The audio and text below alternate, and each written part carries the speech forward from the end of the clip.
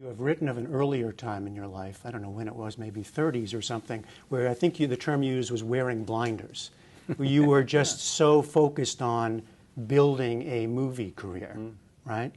You remember I that? think because it's different. It was different for me. It's now different for a lot of other young people starting out now. Now, there was still a lot of barriers when I began. Now, the internet has created a situation where there is no barrier to entry. If you have an idea and you're talented, you can get a following on the internet in a way that nobody could when I started out, and certainly not when Jack Lemmon started out.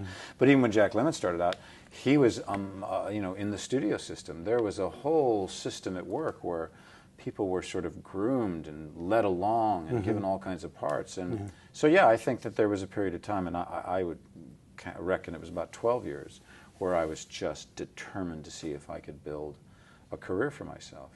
And I think I've gone through a whole number of shifts and changes. That was good for that period of time, but then I got to the end of 1999, and I was like, well, American Beauty had just come out, and I was like, well, that went better than I could have hoped.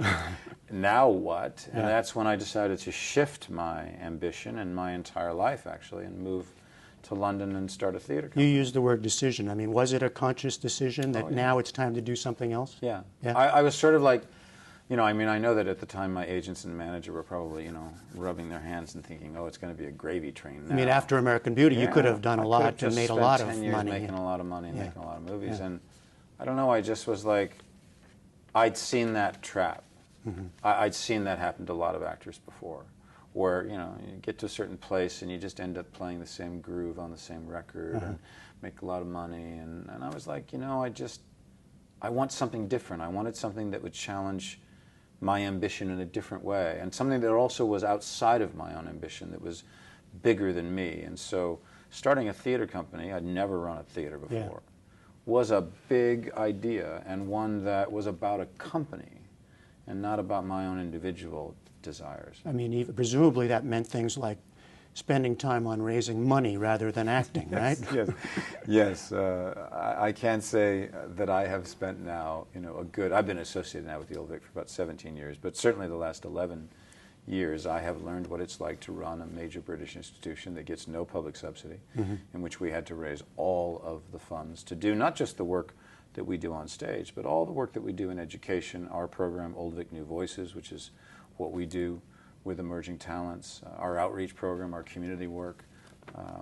It's been incredibly satisfying, and it will be bittersweet next August to hand the reins over, but I'm handing the reins over to a remarkable director named Matthew Warchus, who's been on my artistic board for a long time, has directed a bunch of productions at the Old Vic, and he's really the perfect choice.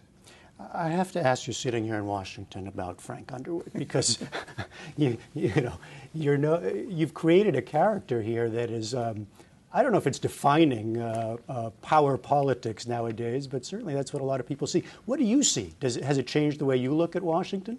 No, because look, I was very, I guess to some degree in terms of doing the series House of Cards, I was quite fortunate that I had been around politics a long time in my life. I mean, I started working when Jimmy Carter ran. I stuffed envelopes, and I worked for John Anderson when he ran for president, and Ted Kennedy, and then I ended up meeting Bill Clinton and worked for him before the presidency, after the presidency, during the presidency. So I've been around a lot of the way in which Washington operates. Right. And so for me, it was familiar territory. Obviously we're taking a dramatic license, and we have a story I was wondering, because I must be missing something in Washington that you're describing. It's a little different on House of Cards. Yeah, I mean, I don't know. I've had the gamut of political leaders say to me it's very cynical and it's not like that at all, and I've others say to me it's closer to the real thing than anyone would like to imagine. Really? Yeah, and I believe that's probably more true.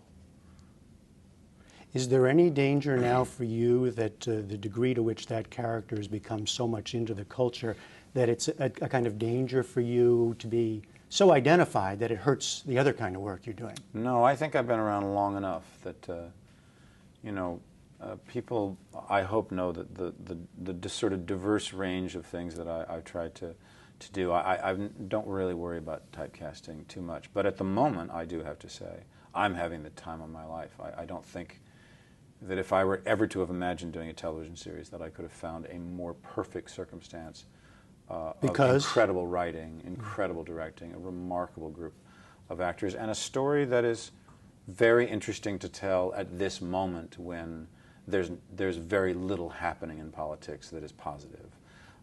In terms of people getting things done. It's interesting to play a politician who gets stuff done. You make that connection from the role you're playing to what you see going on. I think it's why audiences have dug Francis Underwood, because he kicks ass.